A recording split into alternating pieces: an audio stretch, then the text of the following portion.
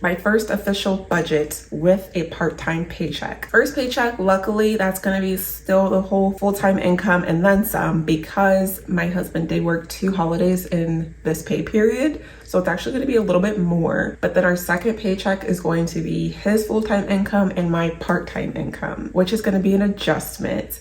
But we're gonna do the best we can with what we have. We'll see how this new journey of making less money goes. And I'm already seeing changes within myself to be even more intentional with our money. I mean, I already am intentional. Do we need this? Do we need that? But even more so, it makes me want to kind of resist a little bit, being even smarter with our money. And like I've said before, us cutting our income isn't changing things a whole lot for us, because every year, all of my income and then some goes towards extra mortgage payments. So it really doesn't impact our spending and things like that. We're really just going to be putting less towards our mortgage this year. But still, it just comes with it. With making less, you're like, what can I cut? What can I do? And I'm so excited. I know I've made the correct decision for me. I could say I should have made it sooner, but I won't say that because we wouldn't have made all this progress without it. And I really just had to come to that realization that that's what I'm ready for, is cutting my hours. And I just want to make a change. So you know when you're ready, you know when you have to make that change. Luckily, we have lowered our expenses substantially over the years. We have no debt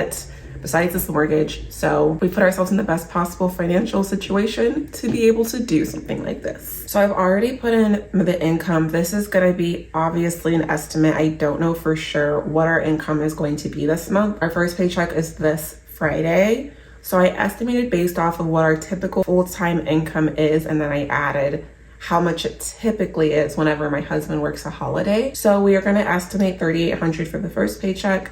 The second paycheck is taking into account that typically my husband's paychecks were $2,100. And then with me, I kind of just cut my normal income in half. I know for sure, obviously, I'm going to be paying less taxes, which is going to be nice. I've also changed my paycheck starting this year with contributing $50 pre-tax to our HSA. We already get a lump sum of money from my job with our HSA. They send $1,000 annually. I don't typically get that until the end of the month.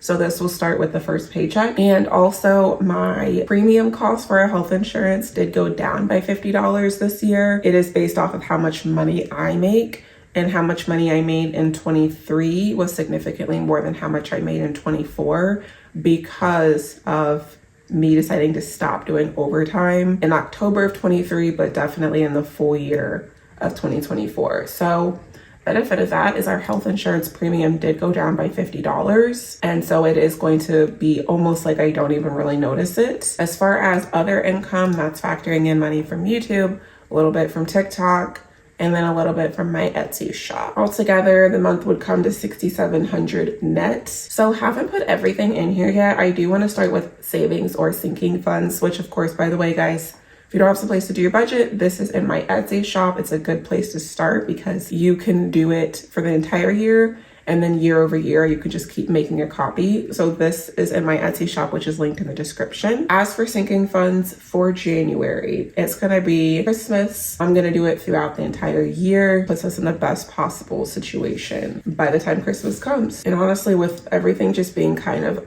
uncertain right now with exactly how I'm gonna do things, I'm not exactly sure when I'm gonna put the money aside, but we'll just say by the end of the month. So this will be $500, we'll say by January 24th with the second paycheck again.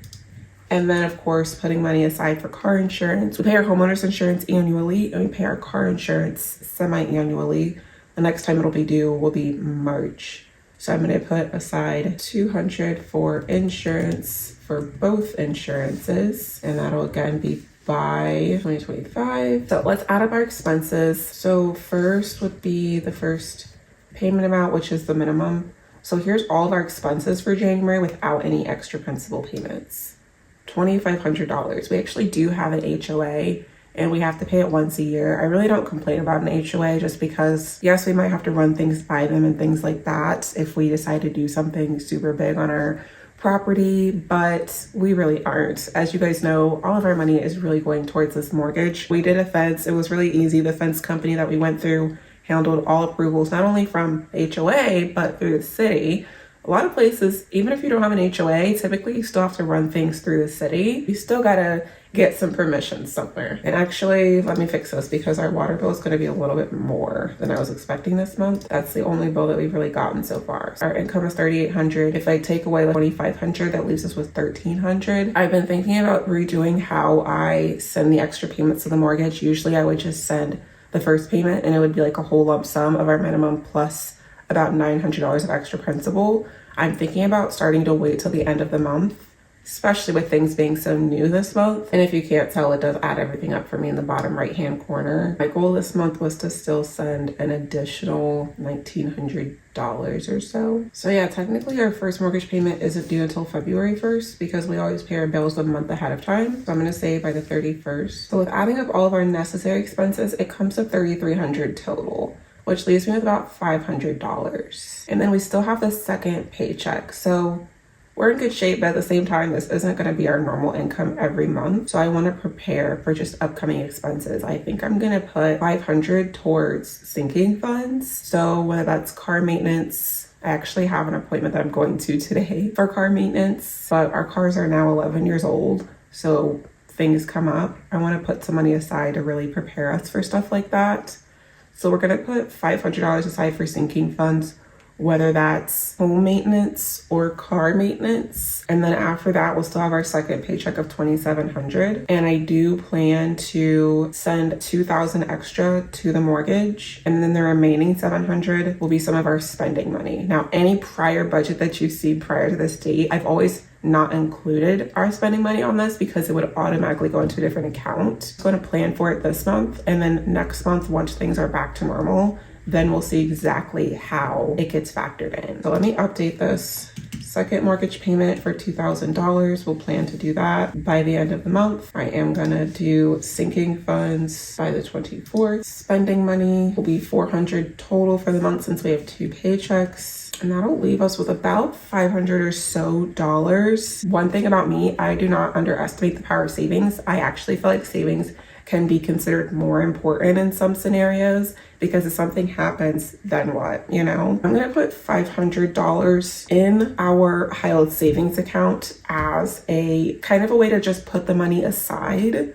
If something comes up, like we need the money for a car repair or something, that money is there. But in the event that in the coming up months in February and so on, if we're not able to bring in that enough money to send $1,900 to our mortgage on top of the minimum, then I will tap into that money and use it that month, just so that money's there if we need it. But if we don't bring in all the money that I would love to bring in to get us reaching our goals, then I'll use that to put it towards our mortgage. I think that's a great idea because I just sometimes have to kind of teeter between I really want to have more in our sinking funds, but I also want to reach our mortgage goals. So this kind of creates a balance so we can do both. So we'll just put a sinking fund called mortgage.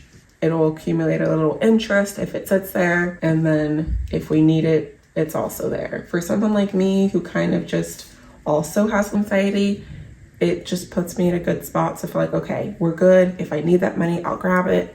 If we don't need that money, we're still reaching our goals every month. So this is the plan for January. We have spent some money so far. I don't have the transactions here yet. So we'll check in. Maybe we'll start doing like a weekly check-in with our spending. Maybe we'll start doing a weekly video. Let me know if you guys like to see that. For now, this is the month of January. It makes me feel a lot better seeing it all out, laid out, because I haven't been feeling so confident about January, very transparently, just because things are going to be changing this month and I want to stay on top of it, but just getting the budget out the way has me feeling even better about it. So definitely subscribe if you're new. Make sure you like the video and I will see you guys next time.